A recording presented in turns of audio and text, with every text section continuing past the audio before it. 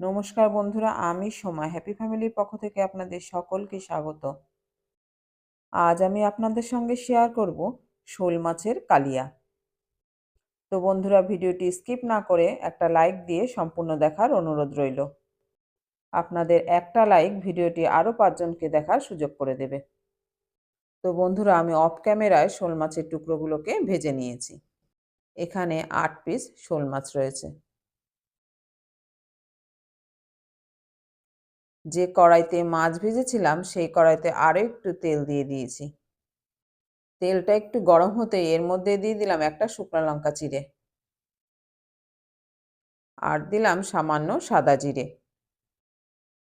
একটু নেড়ে নিয়ে এবার দিয়ে দেবো কেটে রাখা একটা আলু। আলুগুলো দিয়ে একটু নেড়ে নিয়ে দিয়ে দিলাম পরিমাণ মতো লবণ ও হলুদ।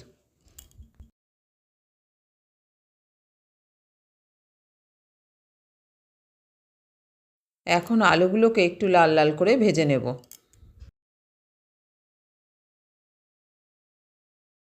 এখন আলুগুলো প্রায় লাল লাল করে ভাজা হয়ে গেছে। এখন আমি দিয়ে দেবো আগে থেকে করে রাখা পেঁয়াজ, আদা, রসুন ও কাঁচা লঙ্কার পেস্ট। এখানে আমি মাছের পরিমাণ অনুযায়ী 3 চামচ পেস্ট দিয়ে দিলাম।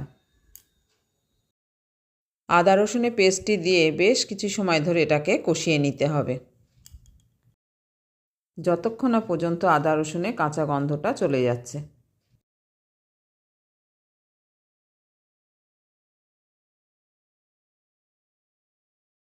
দেখুন বন্ধুরা, আমার এখানে অনেকটাই কষানো হয়ে গেছে। এখন আমি দিয়ে দেবো গুঁড়ো মশলাগুলোকে। এখানে আমি নিয়েছি হাফ চামচ করে ধনে, জিরে ও লঙ্কার গুঁড়ো আর পরিমাণ মতো হলুদ। গুঁড়ো মশলাটিকে দিয়ে একটু নেড়ে নিয়ে দিয়ে দিলাম সামান্য জল। এখানে আমি গুঁড়ো মশলার বাটিটা ধুয়ে সামান্য জল দিয়ে দিলাম।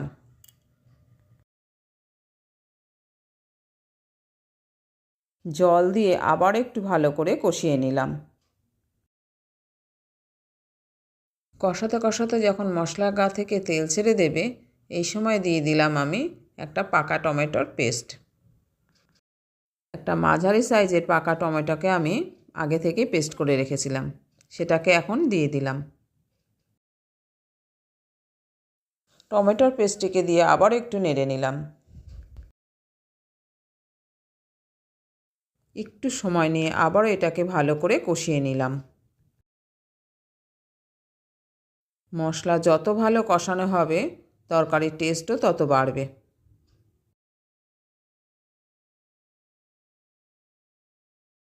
আমার এখানে মশলাটা কষানো হয়ে গেছে। এবার আমি দিয়ে দিলাম পরিমাণ মতো উষ্ণ গরম জল।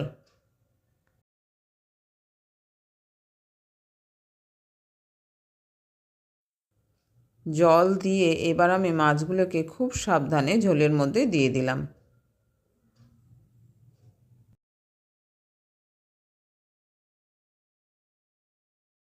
মাছগুলো দেওয়ার সময় খুব সাবধানে ঝোলের মধ্যে দিতে হবে, যাতে ভেঙে না যায়। মাছগুলো দিয়ে একটু নেড়ে চেড়ে নিলাম, আর ঝোলটা ফুটে উঠলেই তারপরে ঢাকা চাপা দিলাম।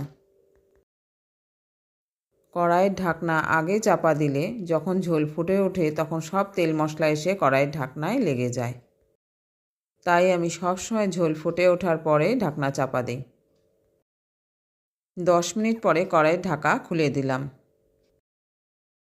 এখানে আমি লবণ চেক করে দেখলাম আমার সামান্য লবণের প্রয়োজন, তাই পরিমাণ মতো লবণ দিয়ে দিলাম।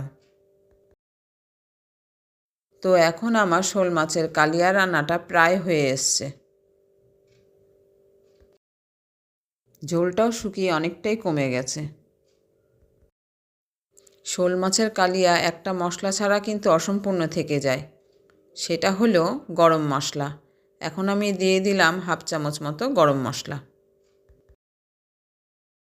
তো বন্ধুরা, রান্নাটা যদি পছন্দ হয়ে থাকে তবে লাইক, শেয়ার ও কমেন্ট করতে ভুলবেন না। নতুন বন্ধু হয়ে থাকলে চ্যানেলটিকে সাবস্ক্রাইব করে অবশ্যই আমাদের পাশে থাকবেন।